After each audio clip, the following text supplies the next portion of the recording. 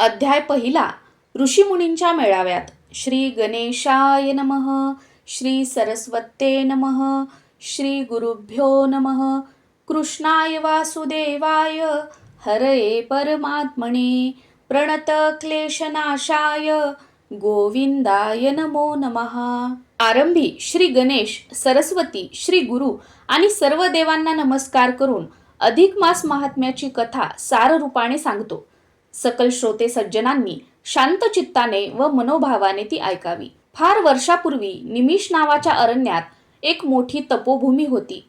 तेथे अनेक ऋषीमुनी यज्ञाच्या निमित्ताने एकत्र जमत असत. त्यावेळी सर्व जगाच्या कल्याणासाठी कोणकोणती धार्मिक कृत्ये करावी, कोणकोणती व्रतसाधना करावी यासंबंधी चर्चा चालत असे. अशा ठिकाणी एकदा त्या ऋषीमुनींच्या मोठ्या मेळाव्यास व्यास महर्षींचा शिष्य सूत नावाचा पुराणिक आला. तो सर्वगुण संपन्न, हुशार, ज्ञानी आणि सदाचारी असा होता. जगाच्या कल्याणाची त्याला खूप तळमळ होती. तो तेथे आल्यावर सर्वांनी त्याला अभिवादन केले. नंतर शौनक नावाच्या एका वृद्ध, अनुभवी, चतुर आणि ज्ञानी ऋषीने सूत पुराणिकाला विचारले, या जगातील सर्व लोकांची दुःखे नाहीशी व्हावीत, त्यांचे संसार सुखाचे आणि समाधानाचे व्हावेत, सर्वत्र शांतता, सुबत्ता आणि समृद्धी नांदावी, असे काही सोपे, सुलभ, सर्वांना सहज करण्यासारखे व्रत तू आम्हाला सांगावेस आणि त्या व्रत उपासनेचा संदेश आम्हा जगातील सर्व लोकांना सांगून जनकल्याण साधावे. शौनकादिक ऋषींचे ते प्रश्न ऐकून सूत मुनी म्हणाले, महर्षी व्यासांनी त्याच उद्देशाने महाभारत, भागवत आणि 18 पुराणे यांची रचना केली आहे.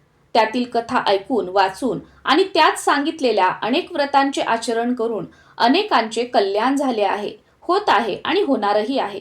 त्या अनेक व्रतकथांपैकी ब्रह्मनारदीय पुराणातील अधिक मास महात्म्याची कथा आज मी तुम्हाला सांगतो. त्या अधिक मासाला पुरुषोत्तम मास आणि मलमास अशीही नावे आहेत. ती कथा फारच पुण्यकारक आणि उद्बोधक अशी आहे. त्यातील व्रत नियमांच्या आचरणाने सर्व मनुष्यांची पापे दूर होतात, त्यांना सुख, समाधान, शांती आणि मोक्षप्राप्ती होते. ती कथा अशी आहे. एकदा योगी नारद मुनी पृथ्वीवर फिरता फिरता बद्रीवनात गेले. तेथे नर नारायणाचा आश्रम होता.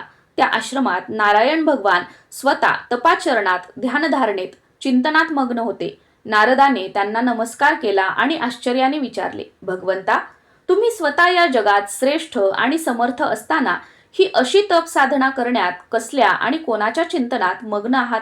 तेव्हा भगवान नारायण हसून म्हणाले, नारदा, या कलियुगात अनेक लोकांनी आपला सदाचार धर्म सोडला आहे. नको नको ती कर्मे करून अनेक लोक पापाचे धणी झाले आहेत. त्या सर्वांना पाप चरणातून मुक्त करून त्यांचे कल्याण साधावे म्हणून मी सर्वश्रेष्ठ अशा परमात्मा पुरुषोत्तमाची आराधना करत आहे. पुरुषोत्तम हे एक दिव्य तेजाचे, चैतन्याचे आणि विलक्षण शक्ती सामर्थ्याचे नाव आहे. तो पुरुषोत्तम माझ्याही पेक्षा श्रेष्ठ असा आहे.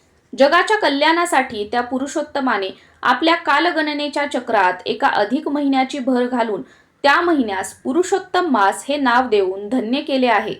तेव्हा नारदाने विचारले, चैत्र, वैशाख वगैरे 12 महिन्यांची नावे सर्वांना माहीत आहेत, पण मग हा अधिक 13वा महिना कोणता? त्याला पुरुषोत्तम मास हे नाव कसे मिळाले? भगवंता, ती सारी कथा मला सांग.